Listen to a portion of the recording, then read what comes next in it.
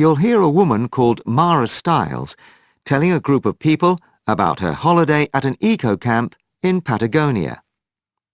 For questions 7 to 14, complete the sentences with a word or short phrase. In the exam, you have 45 seconds to look at Part 2.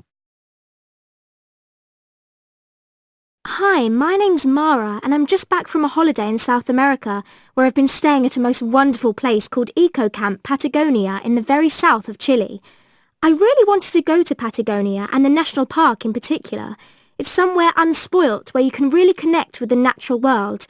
I also believe in responsible tourism, in not making a negative impact on places you visit, and knew that'd mean camping. Some people find camping enjoyable. I've even heard it described as invigorating. That's not my memory of it. For me, miserable is the adjective that comes to mind, so it was the aspect of the trip I was least looking forward to. How wrong can you be? Because Eco Camp Patagonia is no ordinary campsite. It consists of a series of portable domes, each constructed in the same shape as the traditional huts built by the region's original inhabitants centuries ago. But whereas they use skin and fur spread across branches, the modern domes use plastic to cover a metal frame. The shape of the domes is similar to that of an igloo, testament to those people's instinctive engineering skills. The shape helps keep those inside relatively warm in cold weather and crucially makes the structure less susceptible to wind, which reaches speeds exceeding 170 kilometers an hour in Patagonia. And energy at the camp comes from 100% renewable sources, though at the moment this is mostly hydro and solar power. 56 guests can stay at the camp, but you'd never know it. I had my own dome, and although you're part of a community, taking meals in the dining tent, I was struck by the level of privacy. I felt close to nature, but comfortable in my dome. It had a real bed, and I could stand up straight, yet I couldn't hear my neighbours. The meals were first-rate, however, beautifully prepared from local ingredients, and I enjoyed the sociability of mealtimes and the kindness of the staff. Even more impressive was the bathroom dome, also shared with others.